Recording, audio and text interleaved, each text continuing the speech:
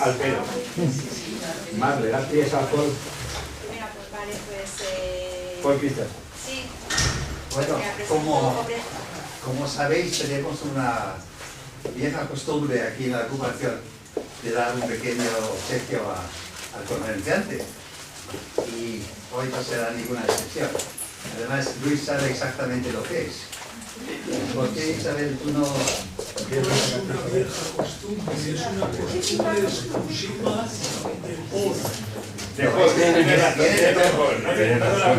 Viene de todos. No es de Paul, es de Paul.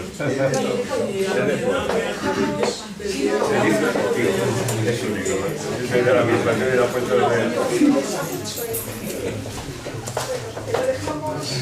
Dáselo a Margarita, el que le gusta.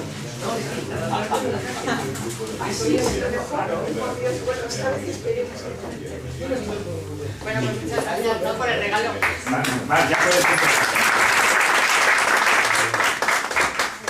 Pues nada, hace ya un año, ¿verdad? Que estuvo por primera, bueno, yo le conocí aquí por primera vez a Luis Videgopegui y la verdad es que estupendo, fue algo accidentado, ¿no? Porque una charla que no se pudo dar y Alberto Martos pues tuvo la ocasión de traer a Luis Videgopegui para darnos una charla súper interesante, anécdotas sobre la NASA, el proyecto Apolo, etcétera, sobre los años que estuvo allí en Fresnerillas. Voy a hacer una breve presentación, supongo que ya más que repetida y supongo que sabida por todos, pero bueno, la leo.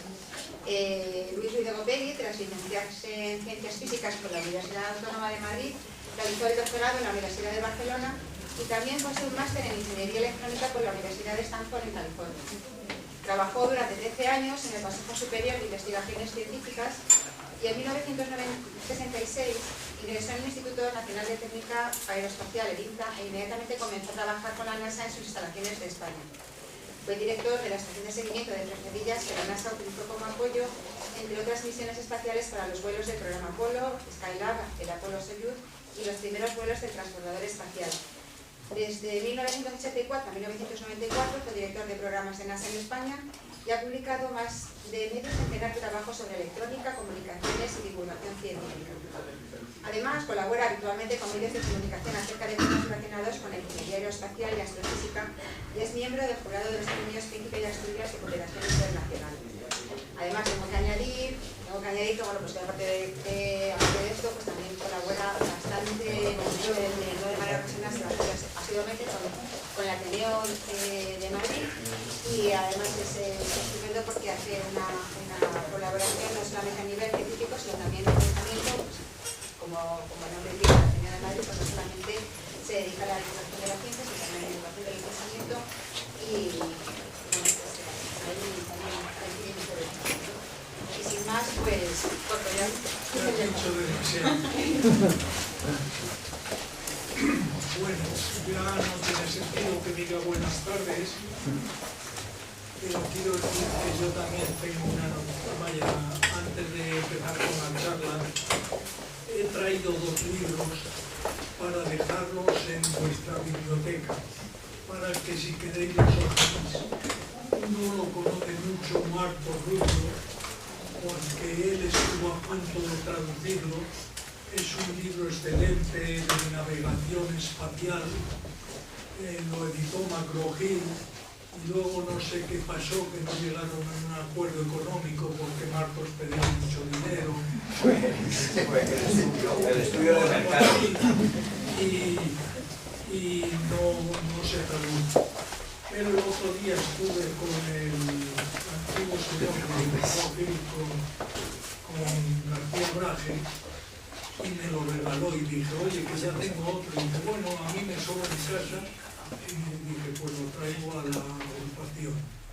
Lo único que os quiero decir es que si andáis mal de fondos, no lo podéis vender porque aquí pone muestra prohibida su venta. El otro es un cuento que os he hablado varias veces de él. Es la última obra, vaya, el primer cuento que escribo es la historia de 6 niños que van a Marte. Lo que tiene de gracioso es que los niños, 2 de ellos son mis nietos y los otros sus compañeros de colegio. Y el libro pues es una historia no demasiado interesante, pero la edición sí que os puedo garantizar que es única. Es una edición excelente hecha por Mediavaca, una editorial valenciana, con unas fotografías de los niños flotando por el espacio y pilotando naves espaciales y saliendo uno. Vale la pena que si tenéis hijos de 12 o 10 años o 8 años, pues se lo llevéis a leer. Dejo los dos para la biblioteca, no está aquí el bibliotecario.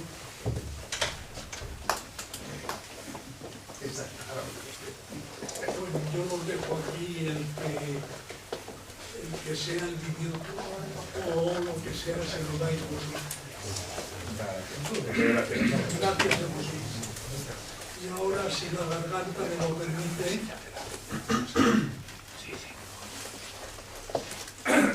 pues empiezo. Voy a comenzar con 4 advertencias. Estas advertencias se basan en la evidencia científica del momento. La evidencia científica del momento no hay duda que puede cambiar, pero no de forma brusca. Todo el mundo, vaya, toda la prensa estaba muy contenta porque con el experimento de los neutrinos, pues la teoría de Einstein se había derrumbado y tal y cual, y luego el experimento de los neutrinos estaba mal hecho y no derrumba nada. Entonces, generalmente la evidencia científica si cambia muy suavemente por aproximaciones, por nuevas aproximaciones que hace, pero no por cambios bruscos. Las 4 advertencias son las siguientes, para comprender mejor el fenómeno de las civilizaciones extraterrestres. La primera es que las leyes de la física son universales, no se cumplen exclusivamente en la Tierra o en el sistema solar, sino que se cumplen en el universo entero. Nosotros contemplamos que hay galaxias que tienen una fuerza gravitatoria centrífuga, que es la misma que corresponde a la de la Tierra. Las moléculas de las estrellas más lejanas pues son las mismas que hay en la Tierra. En fin, está completamente comprobado que las leyes de la física son universales. El segundo punto que os quería decir es que el fenómeno de la vida es un fenómeno contingente, es decir, que no es necesario, que puede ocurrir y que puede no ocurrir, que puede surgir en algún lugar, pero que no es como decían antiguamente Taylor de Jardin y esto, que la evolución tendía obligatoriamente, nada de eso a la vida. No, la vida es un fenómeno contingente que si sale, sale, y que si no sale, pues no pasa nada. Mucho más contingente es todavía el fenómeno humano, porque la cantidad de casualidades que han sido necesarias para que aparezca el Homo sapiens son casi infinitas. Puede, sin embargo, aparecer otros fenómenos parecidos al Homo sapiens, pero no iguales.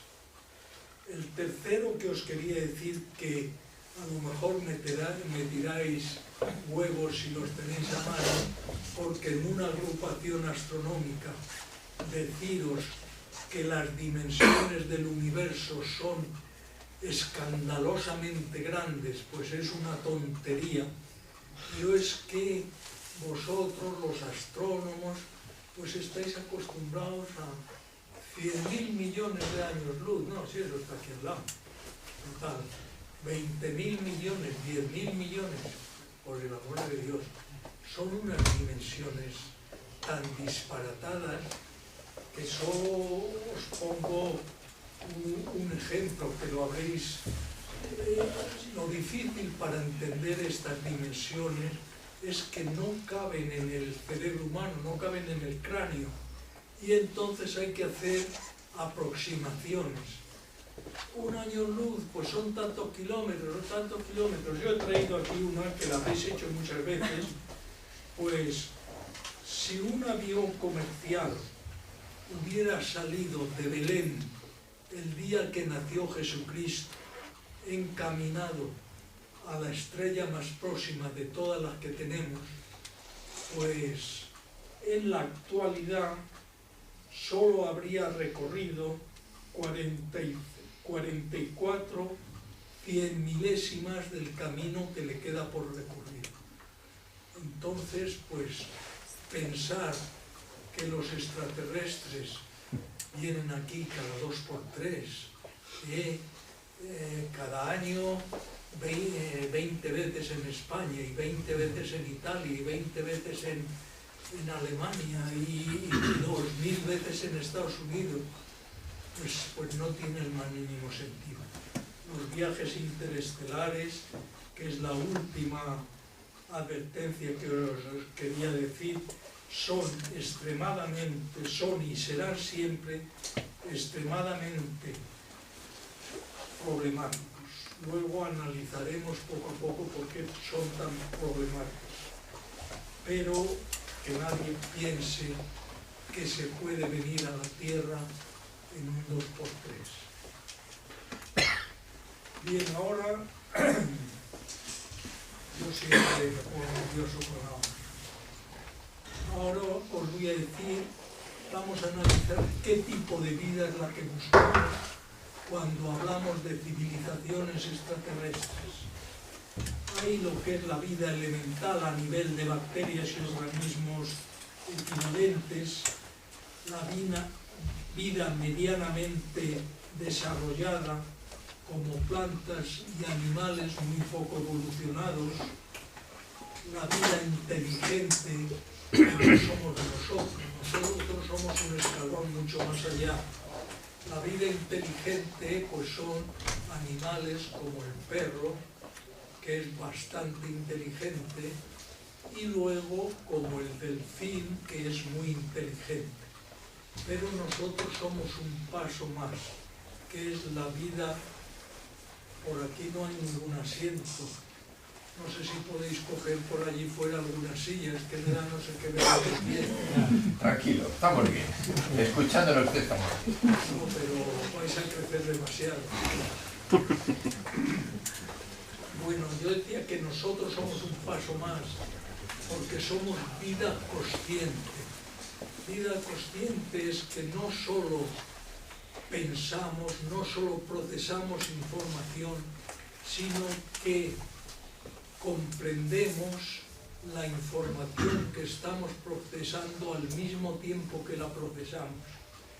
Esta vida consciente, generalmente, por lo que sabemos nosotros que ha sucedido en la Tierra, viene acompañada del desarrollo de un lenguaje muy potente, como es el lenguaje articulado, y de unas manos también muy potentes que pueden hacer.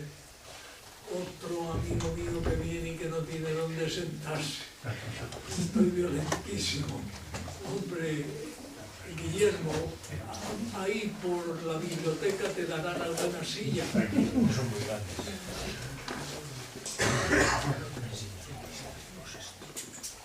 Bien. Los científicos buscan y se darían con un canto en un diente si lo encontraran, aunque con la sección esta de astrología, no de ¿cómo habéis dicho? Astrobiología. Astrobiología que vais a formar vosotros, pues a lo mejor la encontráis, pero vamos, los científicos buscan esa vida, con eso ya se darían por contentos.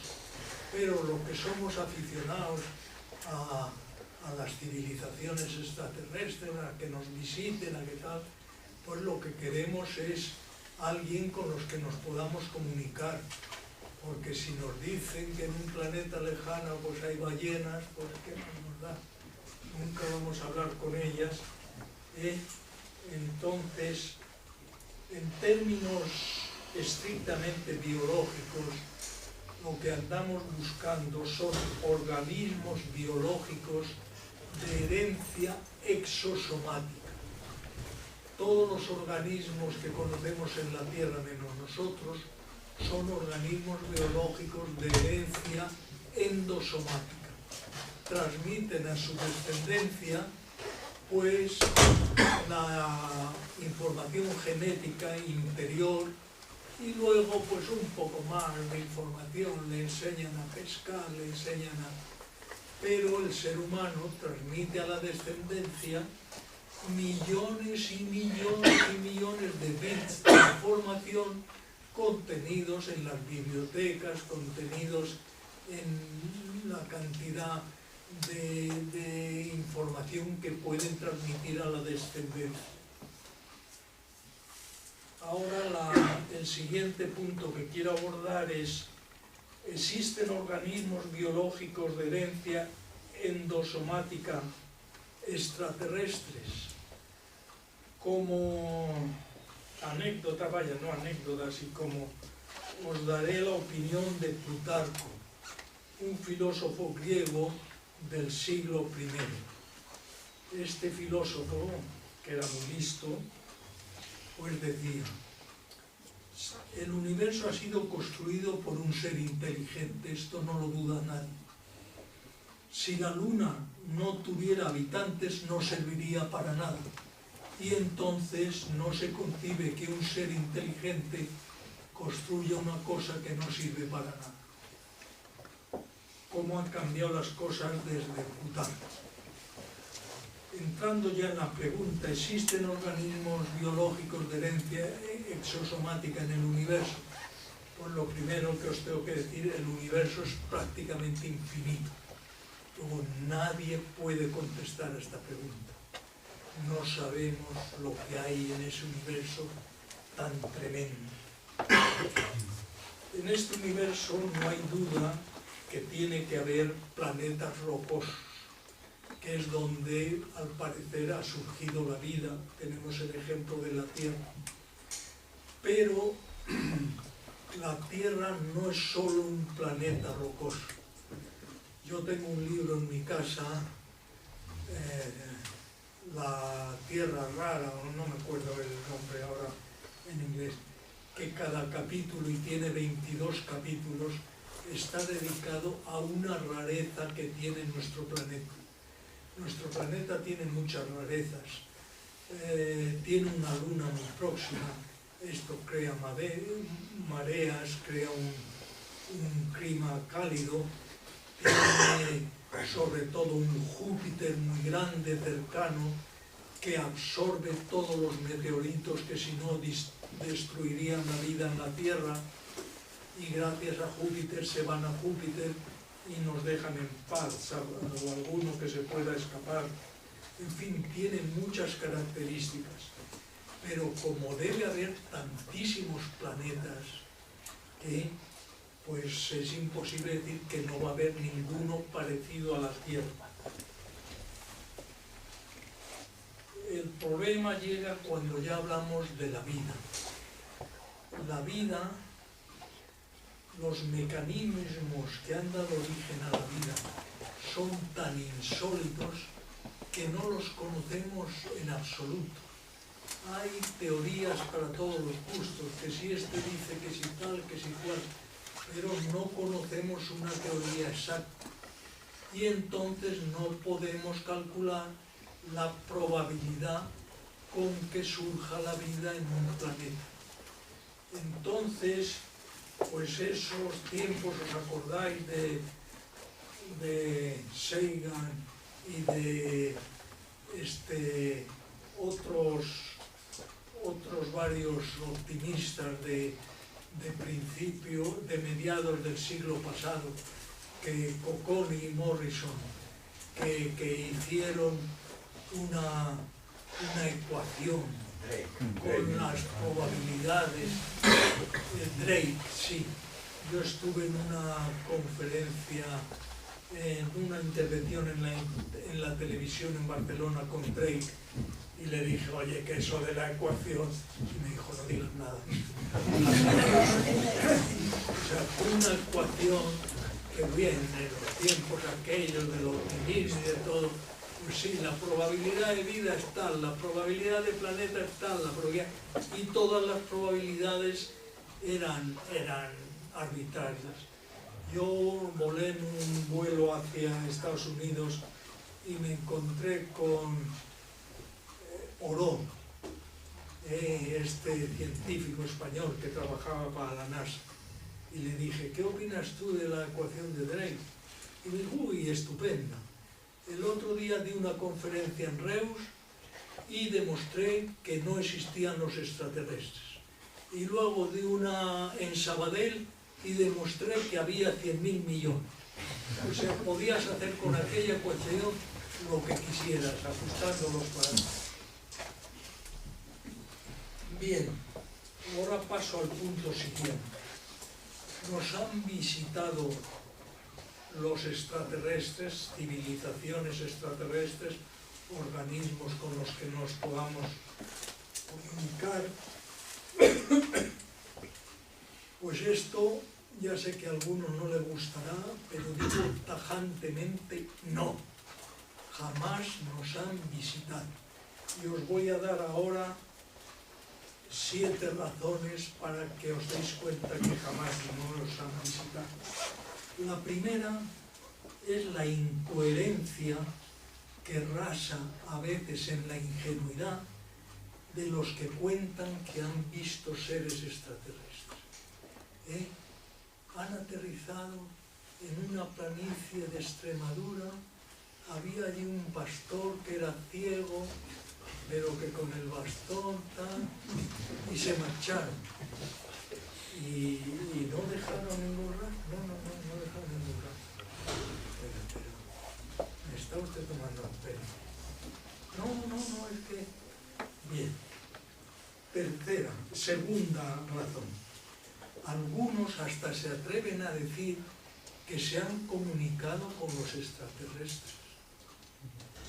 Pero, ¿y cómo te has comunicado con los extraterrestres?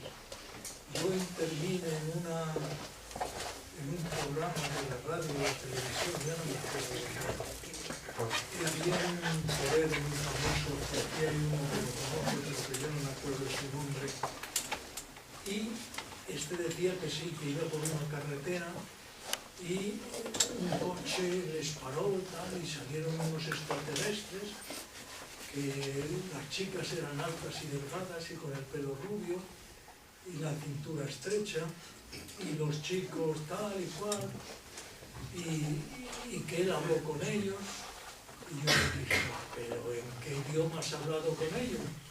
Y me dijo, Jozú, en inglés.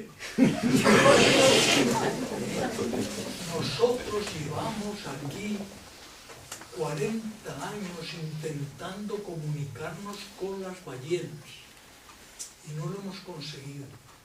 Conseguimos saber cuando dicen sí y no, conseguimos algunas cosillas, pero nunca una ballena le ha dicho a un señor del laboratorio que hay en Miami, oye, hoy no quiero hacer ensayos porque tengo una hija enferma. Jamás. O sea, no hay comunicación. La comunicación es dificilísima. Y por eso es increíble pensar que han venido, que se han comunicado en inglés con no sé quién y que se han marchado. Lo tercero es, ¿para qué van a venir? Para no hacer nada. Pero tiene su sentido. Lo mismo que decimos que las leyes de la física son universales, las leyes de la geometría son también universales, las leyes de la aritmética son también universales y las leyes de la lógica son también universales. Entonces, ¿para qué van a venir? Y se van a marchar sin hacer absolutamente nada. Otra razón, la número 5. En la Luna hay 40 toneladas de los residuos que ha dejado el hombre cuando ha ido a la Luna. Y en la Tierra no hay ni un tornillo de cuando han venido los extraterrestres y hayan dejado su... Yo discutí con un periodista y me dijo que no, que en la Tierra no había, que en la Tierra había, pero que no estaban en España, que en Egipto había un museo donde había varias piezas. Y le dije, hombre, pues encantado, yo te pago el viaje a Egipto. Vamos allí, vemos las piezas, si es verdad te pago la vuelta y si es mentira tú me pagas la ida y la vuelta. El periodista, vamos, me apareció por ahí.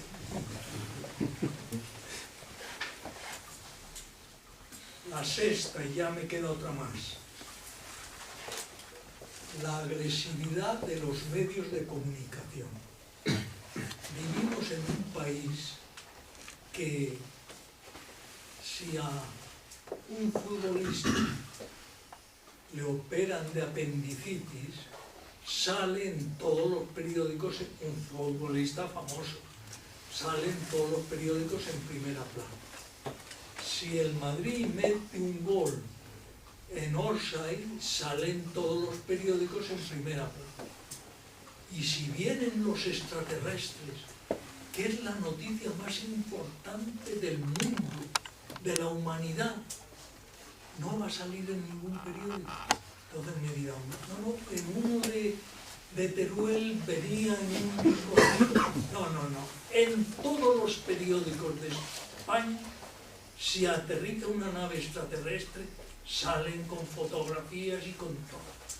Con esa agresividad, ¿cómo vamos a podernos creer que han venido y no? Y la última es que, hombre, yo como soy era profesional de esto, pues la Tierra está protegida por una serie de redes de vigilancia del espacio que detectarían una nave si viniera hacia la Tierra, mucho antes de que llegara. Hay redes de seguimiento de naves espaciales, redes de seguimiento de chatarra espacial, observatorios astronómicos en busca de meteoritos. Hay una serie de redes de estas que ya digo, que se detectaría enseguida. Yo no quiero con esto hacer propaganda de una novela que he escrito porque está agotada hace 5 años, hace 15 años. Pero yo escribí una novela y claro, el primer capítulo era eso, que unos observatorios detectaban que algo venía, un meteorito, que si era un meteorito, que si era esto, y porque es lo primero que tiene que ocurrir. Bien, terminado este capítulo, paso ahora al siguiente. ¿Podrían venirnos a visitarnos alguna vez? Pues hombre, sí que podrían venir. Es muy difícil, pero podrían venir porque cualquiera se atreve a decir que es imposible, porque en ciencia nadie dice que es imposible. No, ahora es extremadamente difícil. Os pongo algunos ejemplos. Por ejemplo, aunque ya están cohetes químicos, si usaran cohetes químicos como los nuestros, y si la nave pesara 1000 toneladas, que creo que es lo que pesaba la Santa María, que no iba a una estrella lejana, que iba a América, pero en fin, si pesara 1000 toneladas, pues harían falta 1500 millones de cohetes como el Saturno V, que es el cohete más grande que se ha construido en la Tierra, para llegar a la estrella más próxima.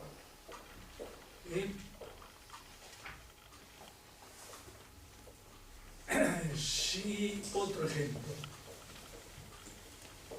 El Helios 2 es la nave, la sonda espacial no tripulada que ha construido la humanidad más veloz. Es una sonda muy pequeña, 400 kilos, y ha alcanzado la velocidad de 240.000 kilómetros por hora. Es decir, que llegó a la Luna, no pasó cerca de la Luna, no, en hora y media. Los astronautas tardaron una semana. O sea que veis lo rápida que iba esta nave. Pues bien, esta nave, si hubiera intentado ir a un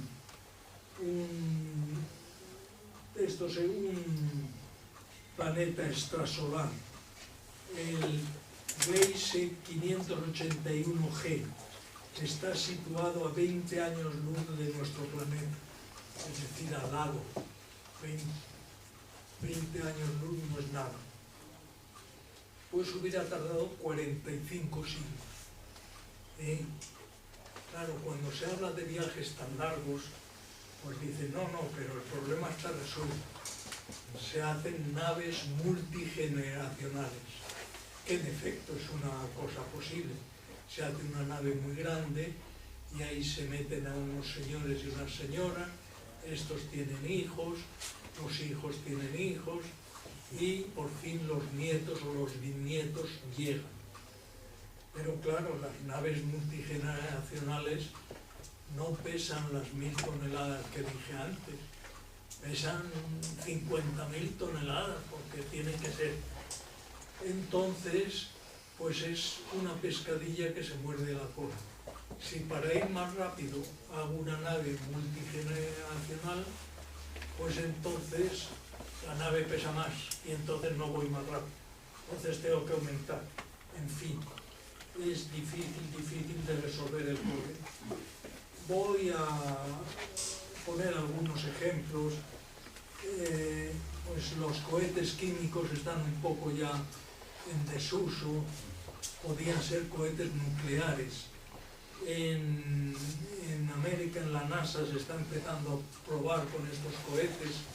Hay un astronauta muy conocido, Chen o Chang, algo así, que trabaja en un laboratorio de energía nuclear y que está haciendo ensayos y cosas. Bien, con estos cohetes se podría ir más deprisa, pero no se alcanzaría 100 veces, se alcanzaría 2 veces o 3 veces la otra velocidad, o sea que no resuelven el problema tampoco.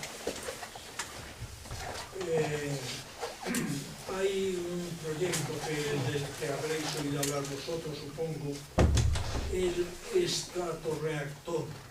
El problema de las naves espaciales es que tienen que llevar el combustible a la espalda, cargar con él. En cambio, el estratorreactor lleva un embudo grandísimo y va captando partículas que hay en el espacio interestelar y con esas partículas hace la fusión nuclear. El problema del estratorreactor es que necesitaría al menos un embudo de 160 kilómetros de ancho, es decir, casi de aquí a Valencia, un poco menos, pero vamos, hay que construir ese embudo. Bueno, con esto, repito, se puede construir, pero es muy difícil y sobre todo cuesta mucho dinero. Y en los sitios donde haya civilizaciones extraterrestres, pues también hay crisis y también hay que ir y decirle al gobierno, oiga, que quiero ir a la Tierra. ¿Y para qué quiere ir usted? Hombre, pues para ver si son rubios o morenos. Y me quiero gastar 200.000 millones de euros. Bien, el estratorreactor tampoco nos resuelve el problema a corto plazo.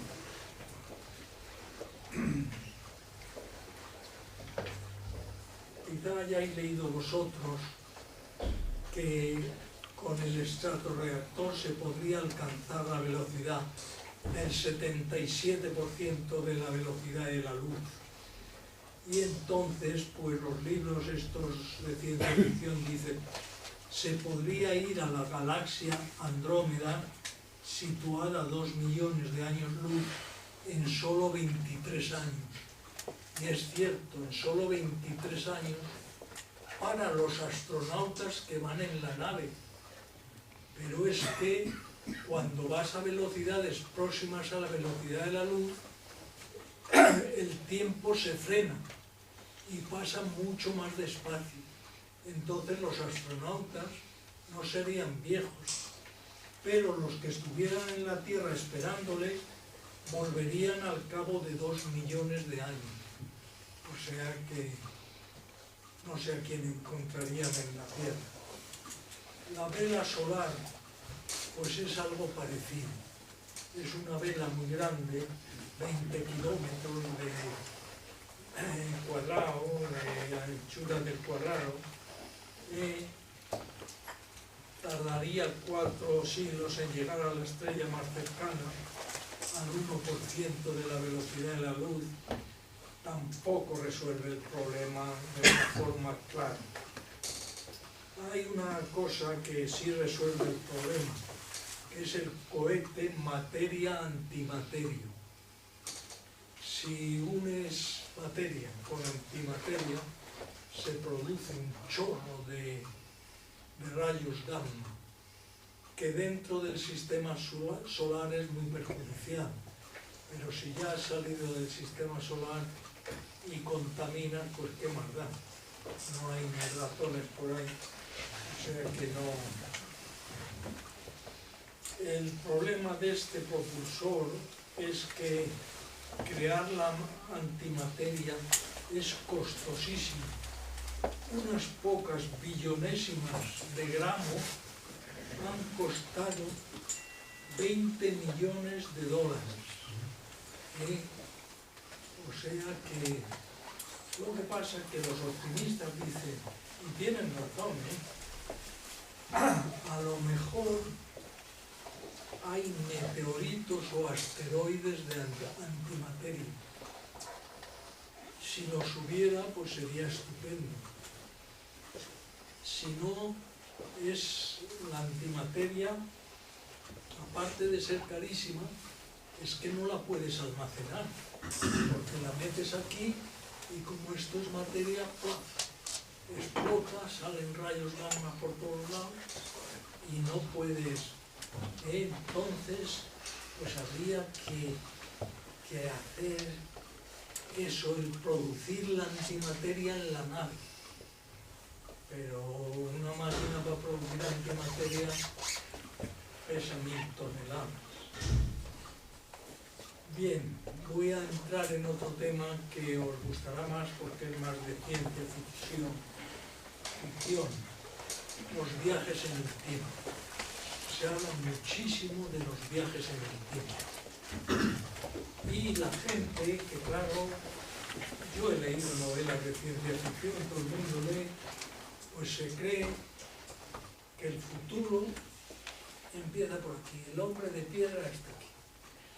Y sigue avanzando, y sigue, y aquí nació Jesucristo, y aquí está Belén, y aquí está la casa donde vivió Jesucristo, y que todo eso se conserva. Pero eso no es así. El pasado es irreal, el pasado se destruye a medida que se construye el presente, y no digamos el futuro. O sea, el pasado no existe. No se puede decir, como dicen en las novelas, viajó al pasado y mató a su suegra o a su... No puede viajar al pasado porque no existe.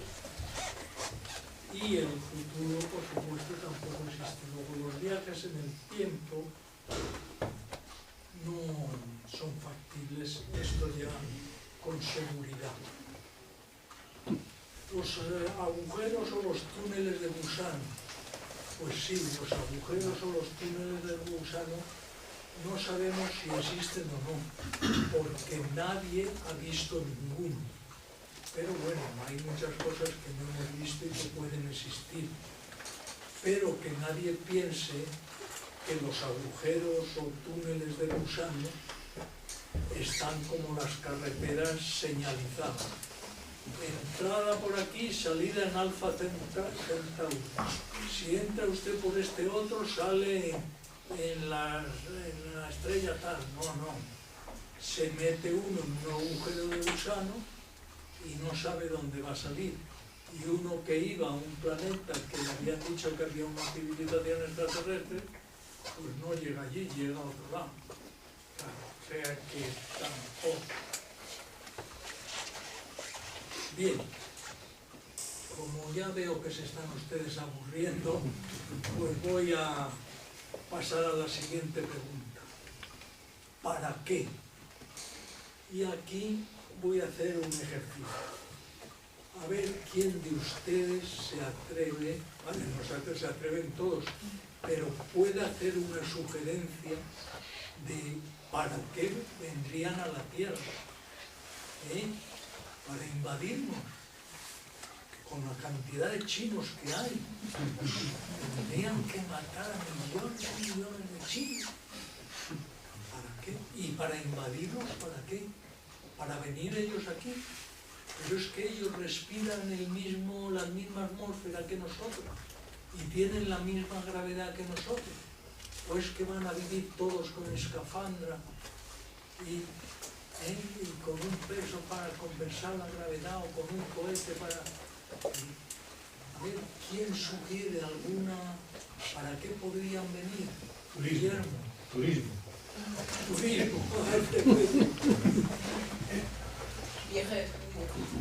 Viaje de estudio. Hombre, yo creo que si nosotros estamos intentando ir a tantos sitios, la NASA se está gastando tanto dinero para ir a Marte, hay un montón de gente buscando tierras por ahí y eso cuesta dinero. O sea, nosotros tenemos una curiosidad por saber lo que ocurre por otro lado. Hemos sido exploradores de todas las islas de la Tierra hace muchísimos años. ¿Por qué esta gente no va a tener el mismo interés? Y además, si hay, habría muchos. ¿Y por qué unos sí y otros no? O sea, aunque sea nada más que por explorar el universo, pues podrían haber venido. Porque si nosotros lo exploramos, mandamos... Sí. Usted no se acuerda, yo me acuerdo porque vivía entonces cuando Cristóbal Colón le dijo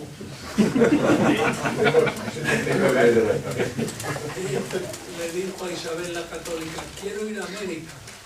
Isabel la Católica le dijo, ¿cuánto? Entonces usted imagínese que va a un gobierno y le dice, oiga, quiero explorar el universo. ¿Pero para qué? No, para explorarlo. Pero se está haciendo. Porque si lo hacemos nosotros, ¿por qué no lo van a hacer ellos? Una cosa es explorar... eso es una conclusión. Dice que porque no está. Una cosa es explorar un dedal y otra cosa es explorar el universo. No, la Vía Láctea. La Vía Láctea... Nosotros estamos explorando. Estamos buscando planetas, estamos intentando buscar sus atmósferas, porque estamos todavía para muy... ver si les dan el premio Nobel, pero no para ir allí. Bueno, eso es una manera, yo tengo mi opinión. O sea, una cuestión de publicar, ¿no? Exacto, una cuestión de publicar. A mí se me ocurre una que está dentro de lo que estabais discutiendo hace un momento, por lo tanto no lleva a ningún sitio diferente, pero creo que uno de los descubrimientos más importantes que se podría hacer, y en eso creo que está basada bastante la exploración de Marte, es descubrir cómo sería otra clase de vida que la nuestra. Entonces, sabiendo que la Tierra es un planeta que ya la tiene, desde otro que también la tuviera sería un objetivo muy importante. Sería encontrar de dos. Pero eso no evita lo que has dicho antes de las distancias, de lo que costaría, de lo difícil que sería, etc. Pero desde mi punto de vista sería el objetivo más sensato, quizá más importante. Yo creo que la idea de encontrar otra clase de vida sería que no se haya producido en la Tierra, sería algo que revolucionaría completamente nuestra posición en el universo. Igual que, por ejemplo, se revolucionó con Copérnico, quizá todavía más, porque sería desde el punto de vista biológico. Pues yo creo que hay otra de más peso todavía, que es la misma que por lo menos para nosotros nos hace subir al pico del Everest. ¿Para qué? Para nada, pero lo hacemos. Ya, pero es No cuesta lo que cuesta. todos los que lo estáis, y lo que cuesta es secundario. Claro, el que sube al Everest, lo que cuesta me parece absolutamente secundario, pero sube.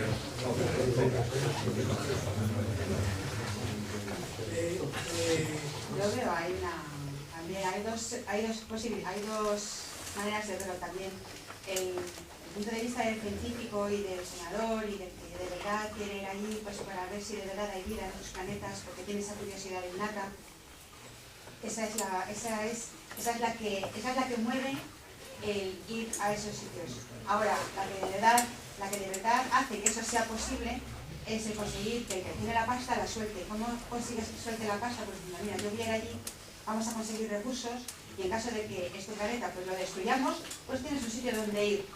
El miedo. El miedo es lo que nos ha movido a la humanidad siempre y lo que nos ha hecho cambiar el siglo. Espera. A mí no, Espera que te conteste. Conseguir recursos.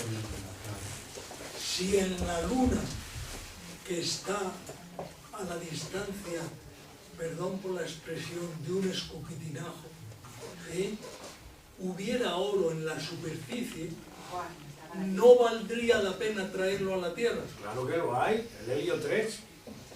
Eso no es oro. Coño, Porque costaría mucho más traerlo a la Tierra que el precio del oro en la Tierra. Entonces, si en una estrella a 40 años luz vienen a la Tierra para llevarse el oro en la Tierra, o para llevarse el helio 3, o para llevarse a los sabios, o para llevarse a lo que quieran, no pueden. Es que Pero la codicia, ¿qué maneja la codicia?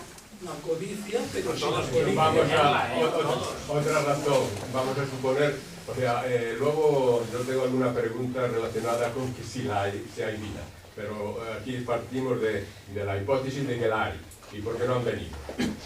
Vamos a suponer que existe vida, por un momento, que yo luego argumentaré un poco en otro sentido, y que se agotan los recursos, porque los recursos son limitados. Entonces hay que buscar, es decir, y los recursos son limitados, y esto se acaba, hay que ir a otro lado. Podría ser una razón. Lo haremos. No, eso es imposible. Eso es imposible. Se acaban los recursos en la Tierra.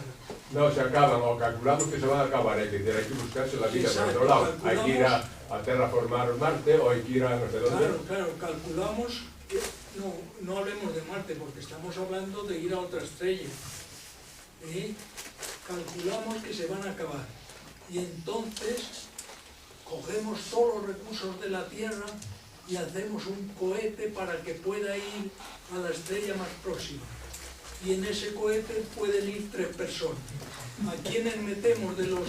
Ya, pero es que eso, si asuste todo el razonamiento, no, yo no me lo planteo así. Yo no me lo planteo así. Es que... O sea, no es decir, oye, que mañana se acaba, vamos a darnos prisa que... No, eso tendría muchas fases previas, habría que primero ir a Marte, luego ir a no sé dónde y luego ir... o sea, habría que programar...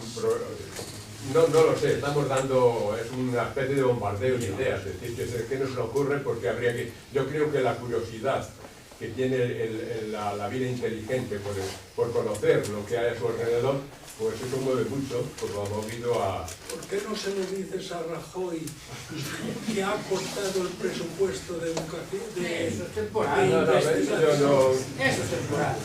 No me meto con la... El único viaje que se hizo fue el de Cristóbal Colón porque producía beneficios económicos. Se suponía. Se suponía. Sí. Porque consiguió... Porque ha encontrado América si no se había quedado en el charco, pero bueno. consiguió engañar a Isabel la Católica y tal, pero un viaje sin beneficios económicos, solo por... Luis, porque van ahora a Marte. Están intentando... ¿Quién va? No, porque no hay por qué ir personalmente, porque están intentando ahora, estudiando tanto Marte, a ver si ahora ha salido algo que va a llegar ahí para Vamos a ir a Marte porque está ahí. Nada más que por eso. Exactamente. Subir al Everest es lo mismo. Lo mismo. Luis, lo Así me mismo. gustan a mí las opiniones. No, totalmente. Para Luis, es que ha ocurrido siempre. Seguirá ocurriendo. Bueno, Seguimos. Venga. En vista de que ir es muy costoso, pues ya hace mucho tiempo los científicos pensaron en, bueno, abandonemos la idea de ir, pero vamos a comunicarnos con ellos. Eso ya es más interesante.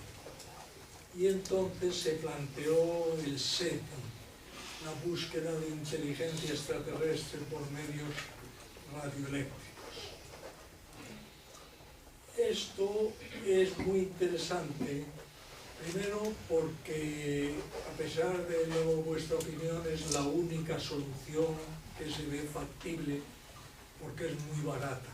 Vaya, muy barata, cuesta millones de pesetas, millones de euros, pero comparado con lo otro que cuesta, pues es muy barato. Segundo, porque las ondas radioeléctricas viajan a la velocidad de la luz, no tienen los problemas que tienen las naves espaciales, que si viajan casi a la velocidad de la luz, las partículas se estrellan contra la proa y la desintegran, no tienen una serie de problemas. También porque se puede transmitir una cantidad muy importante de información.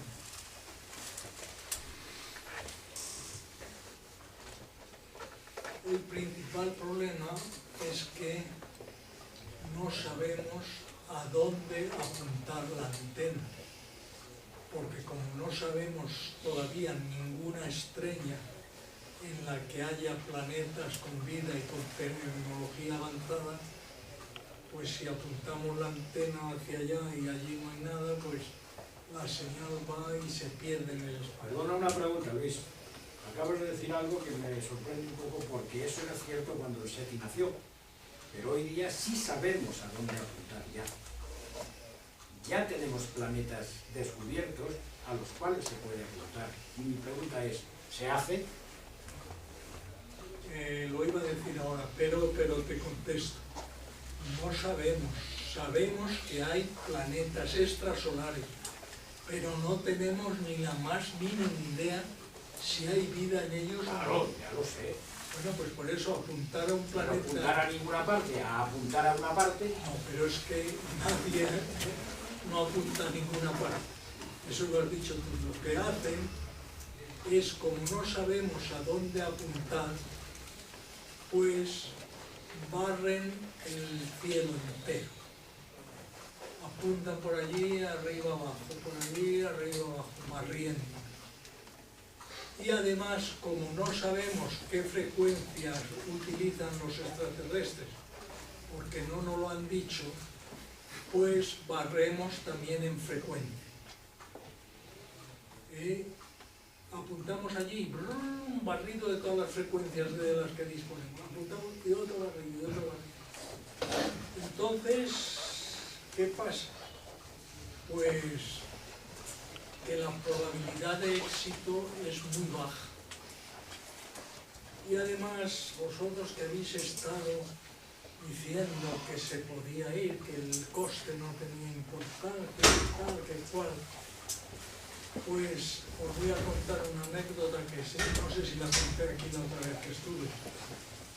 La NASA tenía un presupuesto para SETI bastante importante, y todos los años en Washington se discuten los presupuestos de la NASA. Y allí había un amigo mío, porque Yo cuando era joven y ingenuo, pues estaba muy interesado en el SETI también y todas estas cosas. Bien, y entonces pues me contó mi amigo, pues chico, hemos tenido que cortar el presupuesto del SETI. ¿Pero por qué?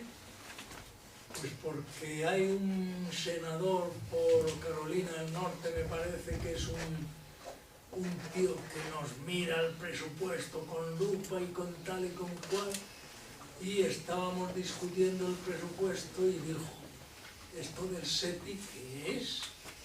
Y uno de la NASA le dijo, hombre, por Dios, es una cosa importantísima, estamos buscando si hay vida extraterrestre, si hay... El senador dijo, inteligencia extraterrestre, pero si no encontramos inteligencia en Washington, vamos a ir a buscarlo en la estrella lejana. Y es que las cosas son así. Cuando se trata de gastar 100.000 millones de pesetas, hay que discutirlo mucho. Bien, creo que... un problema adicional, no sé si no os he dicho, el más importante de todos. El más importante de todos es que la gente cree un poco que el universo es casi estático. O sea que las civilizaciones, pues si hay una civilización en una galaxia lejana, pues saber que está allí, hace falta una cosa muy importante, es que la civilización esa sea contemporánea con la nuestra. Las civilizaciones nacen, se desarrollan y mueren. Y entonces, a lo mejor, en una galaxia lejana hay una civilización, pero está ahora en la edad de piedra. Y de nada nos vale ni comunicarnos con ellos, ni ir allí, ni nada. Y esto, que es importantísimo, dadas las dimensiones del universo, pues hay que tenerlo también en cuenta. Voy a hacer un brevísimo resumen y ya terminamos.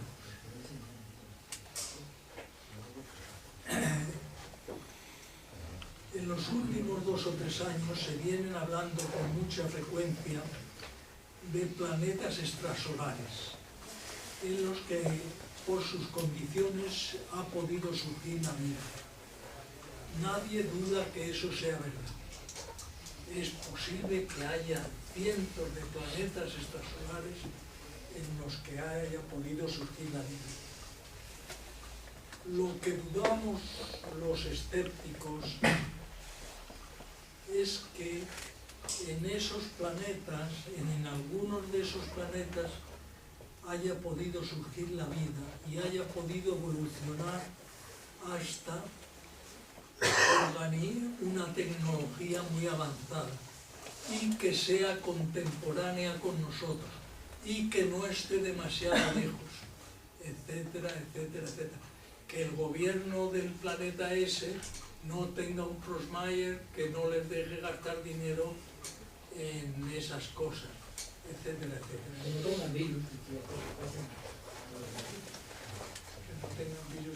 pasen ahora. Bien, con esto termino y ahora podéis decir, meteros conmigo. Yo creo, Luis, si me permites, sí, que el tema de la comunicación interplanetaria, por supuesto, no es una cosa del hombre biológico, nunca podrá entrar en contacto ni viajar por las obvias limitaciones que hay. Yo creo que el tema va más de que lo que viaje no sean las personas y tal, sino la información. Porque la información, en teoría, sí puede ir a la velocidad de la luz. Entonces, todo está en que el desarrollo de la inteligencia, ya tenemos una inteligencia artificial bastante, hay unos avances importantes.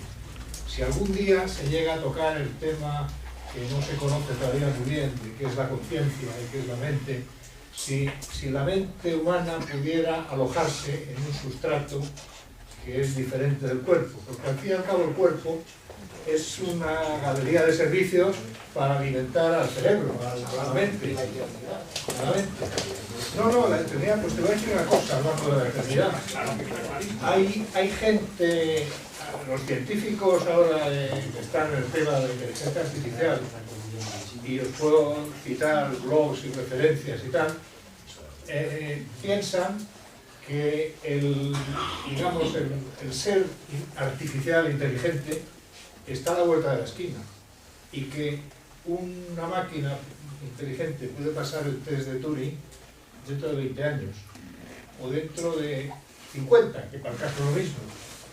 Y de hecho, a ese momento crítico, cuando haya un ser artificial que se monta por encima del hombre y que es más inteligente y que controla al hombre y que no lo entenderemos, igual que nuestras mascotas no nos entienden a nosotros, entonces cuando ese momento ya está bautizado y tiene un nombre, se llama Singularity, la singularidad, y hay ya una universidad en Silicon Valley, fundada por Google y por la NASA, que se llama The Singularity University, y que el objetivo es formar a los líderes que tienen que enfrentarse con este problema que está a la vuelta de la esquina. O sea, de la eternidad, nada. La historia del hombre es de antes de ayer. O sea, si hace 200 años...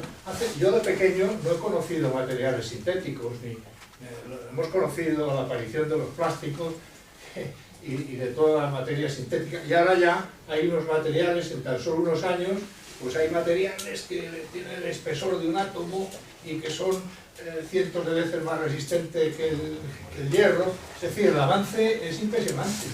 ¿Qué será dentro de 100 años? Déjame que te haga un comentario. Cuando has hablado al principio, has hablado de nuestro cerebro. ¿Estás hablando de una máquina con nuestros sesos dentro?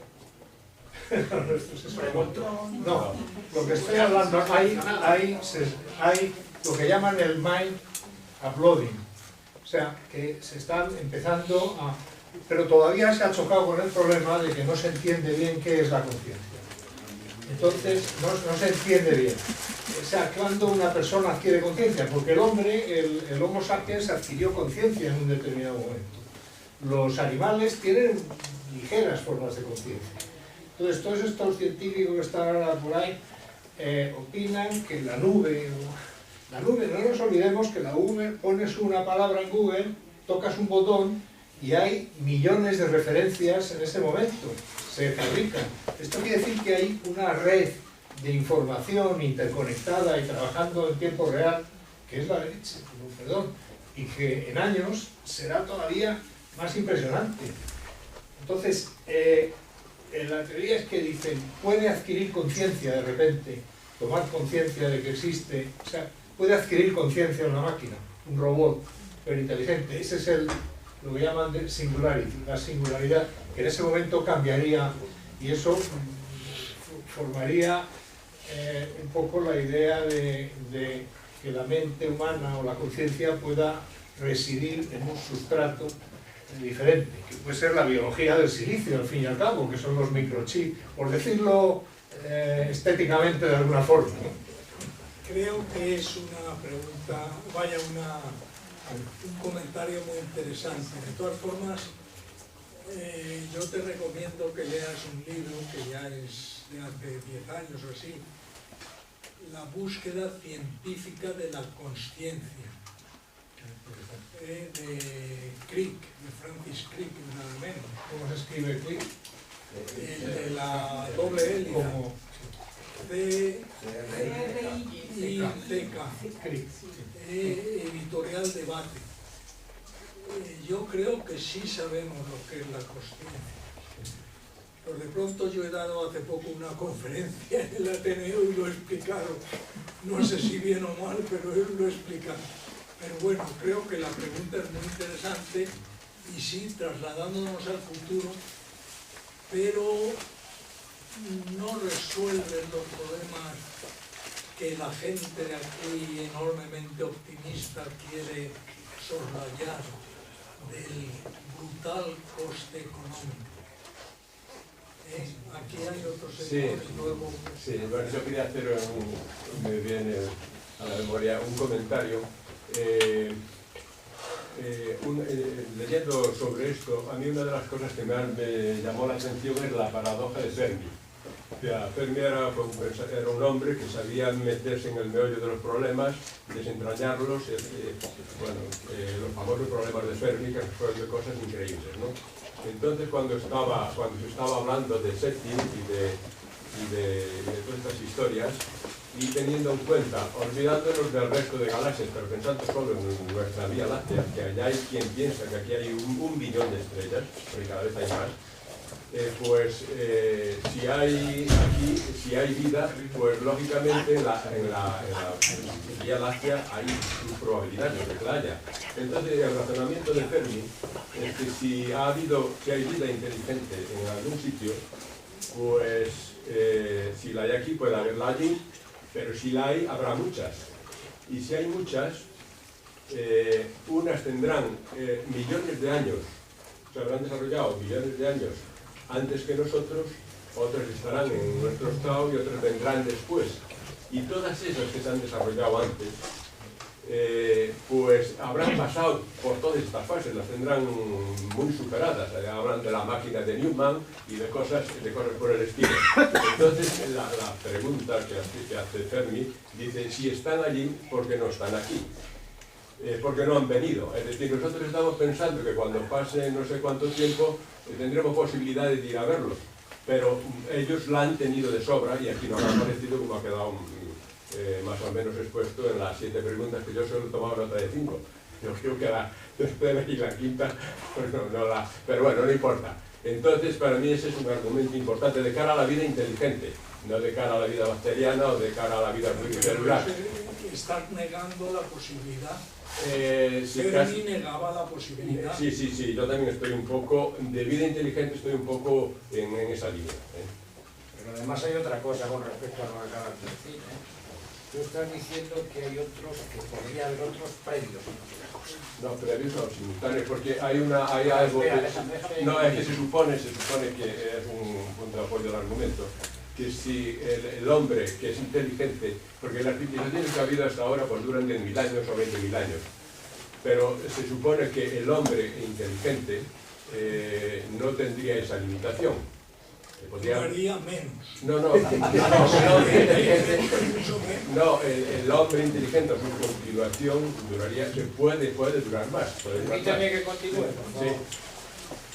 Lo que tú has dicho es la probabilidad de que pueda haber otras civilizaciones previas a la nuestra y que hayan pasado hace mucho tiempo por lo que nosotros pasamos ahora. Y que otras en el futuro les puede ocurrir algo parecido. Bien, piensa una cosa. Según todos los datos que conocemos, el universo tiene una vida de unos 13.000 o 14.000 millones de años. Resulta que aquí, para que llegáramos a donde estamos, han tenido que pasar 4.500 millones de años. Es decir, esto puede haber ocurrido un par de veces en la historia del universo. Entonces, la probabilidad de que hubiera muchas previas a nosotros desarrolladas y mucho más avanzadas es pequeña. Porque no ha habido tiempo. No ha habido tiempo. No, con que hayan empezado 1.000.000 de años antes ya me vale. 1.000.000 de años entre 6.700 no es nada. Sí, 1.000.000 de años antes. no están lejos en esta 1.000.000 de años ficción. entre 6.700. No es nada. No es nada. Puede haber empezado un mundo igual abierto hace Si un no están lejos en esta ficción, hay una que a mí me gusta mucho leer, es de un paleontólogo, y dice, los dinosaurios estuvieron en la Tierra mucho más tiempo que los mamíferos. ¿Podrían haber desarrollado una civilización? Podrían. De haberse desarrollado, ¿tendríamos vestigios de ella hoy en día reconocibles? Y mira tú cómo están los huesos, cómo van a estar.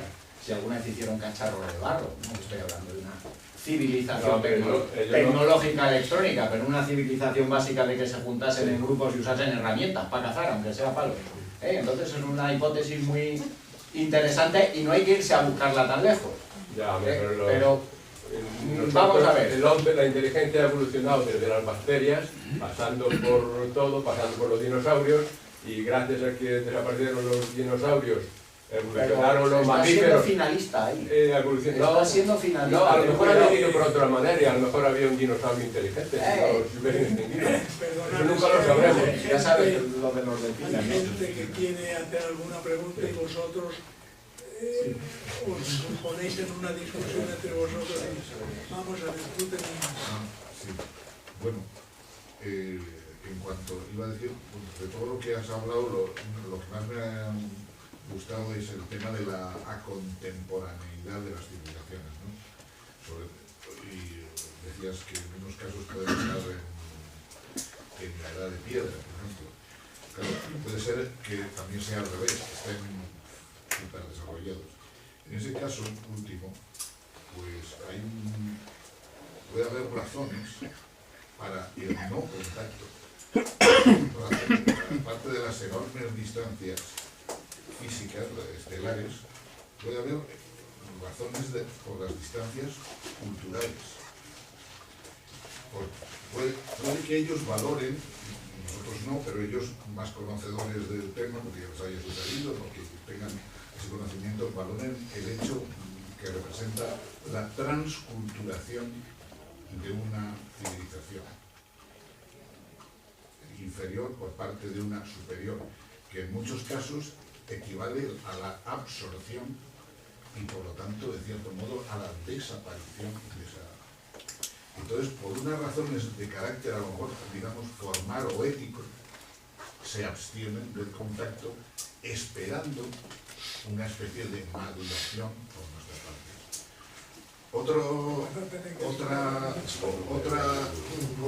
A lo mejor les interesa. Me estás dando la razón, me estás diciendo que es muy difícil por esa razón que por esa. Y en ese caso, cuando tú dices, ¿cómo es que llegan y no dejan ni rastro? ¿Cómo es que llegan y no hacen nada? Para nosotros, ellos son una cosa extraordinaria. Ellos pueden estar ya hasta el gorro de conocernos durante milenios, saber lo que... Y luego otra cosa, a ellos les puede interesar quizá por motivos ya no éticos, sino incluso científicos o de aprovechamiento, nuestro estado de aislamiento, para ver cómo nos comportamos totalmente aislados, ¿no? Y del mismo modo, por ejemplo, que nosotros, para investigar el cáncer o los virus, inoculamos a los animales y vemos qué pasa, cómo resuelven ellos esa situación, a lo mejor ellos propician o permiten que en nuestra sociedad se generen conflictos. Y ellos los observan. Y ellos tienen fórmulas para evitar pasar por eso. Están llamando conejillos de Exactamente. Bien, me parece. Guillermo, tú tenías otra pregunta y luego Daniel creo que tenía una. Yo, para provocar, iba a decir que hay una hipótesis mucho más aventurada que defiende un tal Bostrom, que es catedrático de Filosofía de la Ciencia en la Universidad de Oxford. Y este tío sostiene que vivimos una simulación, que somos parte de una realidad virtual, tipo Matrix, que él dice, y además lo razona, dice, puede ocurrir que las civilizaciones como la nuestra, pues un día caiga un meteorito y desaparezca y no lleguen a más. Pero si realmente se pasa a ese nivel de los seres inteligentes artificiales, digamos, se pasa a ese nivel que comentábamos antes, y que la mente humana pueda residir en otro sustrato, entonces llega un momento que hay una supercivilización artificial, no importa poco si está en la Tierra o en otro planeta, pero el hecho de que exista, y entonces sería lógico que sus computadores simularan de alguna manera cómo vivían sus antepasados, cómo vivían la civilización humana precursora. Y si eso es así, pues habría millones de simulaciones, porque no lo haría solo un individuo. Entonces la probabilidad de que nosotros seamos una de ellas, pues crece bastante. Y además es que es curioso porque eso, hoy en día ya existen máquinas de realidad virtual que te pones unas gafas y no sabes ya si estás dentro del juego o fuera del juego, porque ya hay cosas que son tremendas, ¿no? Y claro, esto explicaría, pues, la física cuántica, por ejemplo, que es pura matemática, que no hay quien la entienda. Esto te lo explicaría perfectamente, porque sería el computador, las ecuaciones principales de software del computador, explicaría el momento inicial, que es cuando enchufan el ordenador, el Big Bang, explicaría los agujeros de gusano, explicaría un montón de cosas y explicaría otra cosa, que es que el universo, con todas sus leyes universales, pues ¿qué pasa? Que la luna sabe dónde tiene que moverse y quién la trae y cómo circular y tal, y la atmósfera dónde ponerse y las mareas. Pues al final tiene que haber un supercomputador, Dios o quien sea, que controle esas leyes universales, porque esas leyes universales no funcionan por sí solas. O sea que esta hipótesis, que parece superaventurada, explicaría un montón de cosas. No es una pregunta, es una tesis doctoral.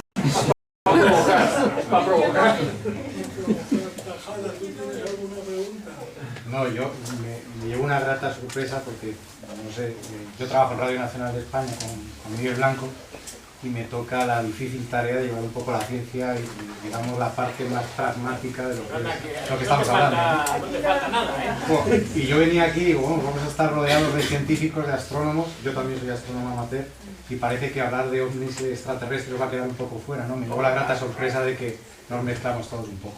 Yo soy de la opinión de Luis. Yo creo, cuando comentábamos qué nos puede llevar a cualquier civilización a poder viajar en el espacio para conocer otro, yo lo tengo muy claro.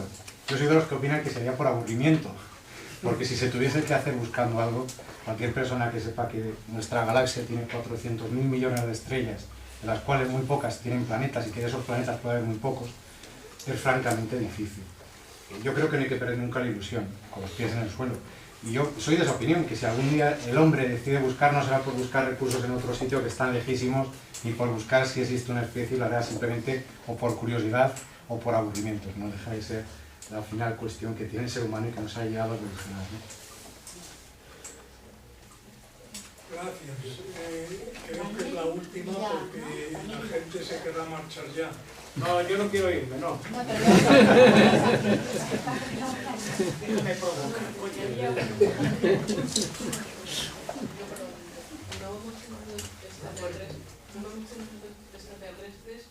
Cuando desaparecieron los dinosaurios por el meteorito que cayó, no me gustaría no totalmente de ese meteorito. ¿No estaríamos dentro de ese meteorito? Claro, que ese meteorito fue una nave y que nosotros no movimos. Panspermia se llama eso. Bueno, sí, eso es una posibilidad. Pero no sé cómo contestarte, porque es demasiado complejo. No hay una hay una brecha temporal muy grande entre el meteorito y que aparece algo parecido en formato. Bien. ¿Os parece que terminemos? Pues muchísimas gracias, Luis.